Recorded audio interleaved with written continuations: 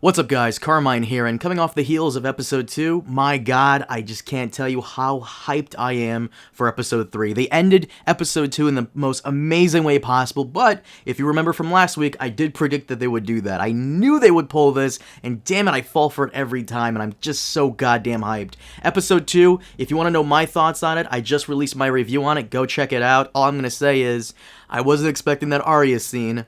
Let's just leave it at that. But without further ado, let's get into this preview breakdown. Off the bat, let's get the usual scenes out of the way of everyone looking on at the army of the dead. We get a few scenes of their deployment layout, which looks solid. The trebuchets in the middle, unsullied phalanx in the back, with cavalry in front, and I think I saw a few spearmen and swordsmen on the flanks as well, but hopefully they have some archers in there somewhere. We also get a few scenes of characters looking on, to which I have to ask, why is Sansa even on the battlements? I don't mind it, but it kind of reminds me of when a lord is watching over their troops in the field of battle, so I'm going to go ahead and assume that Sansa will, in some way, officially take over as Lady of Winterfell somewhere along the season, because they've really been hinting at it that she's going to take over, and it's just not, landing that well, but hopefully that's the case, because I want to see Sansa in some type of position where she's not constantly being pushed over for everybody else. But we do get quick shots of our characters looking afraid or ready to face the coming threat, and a nice shot of Dany and Jon overlooking Winterfell, though it would be nice if HBO could give us a battle scene that doesn't take place in the dark for once. Now, I do find it interesting that Jon is here with Dany on the hill overlooking everything when they're supposed to be near Bran to keep him safe. I'm gonna go ahead and assume that they fly there on their dragons to watch over for the Night King, who was not in the final scene on the last episode.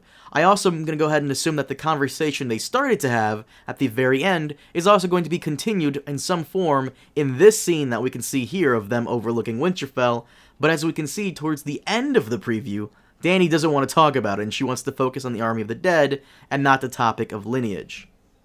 We also get some quick shots of Arya running away, just like in the trailer, the Unsullied having to come in and get into action, the Hound and Beric somewhere inside Winterfell, and Theon and what appears to be the Ironborn firing off flaming arrows, and an exhausted Jon getting ready for battle. It's hard to tell who that is, but I'm going ahead and assume that it's Dany on top of Drogon, getting ready to face off against the Night King. Maybe. The one thing I did notice is that there wasn't any snowfall within the ending of the last episode, so could the Night King have some type of ability that alters the weather that we're not aware of? Because in another scene, we do see Jon drawing his sword in some heavy snowfall, so I have to wonder where all that came from. The preview closes out with Brienne yelling at everyone to stand their ground, and I notice a lot of the Vale soldiers in there with Jaime as well. Pretty cool. But overall, the preview does look friggin' great, and I won't lie, I'm a bit afraid for a good chunk of our characters. I do feel like a lot of them have nothing else left to do in their storyline but die, so there's that. But the main thing I am wondering is if Bran is correct in thinking the Night King will come straight for him, because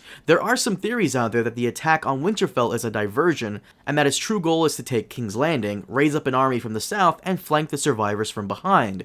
Though I would just think that he has enough undead soldiers and can just overwhelm them with numbers, which is what I'm thinking will go down, but we'll have to see. Once again, I am very excited for this fight, not so much having to watch it in the friggin' dark, because I hate those nighttime scenes, but excited nonetheless.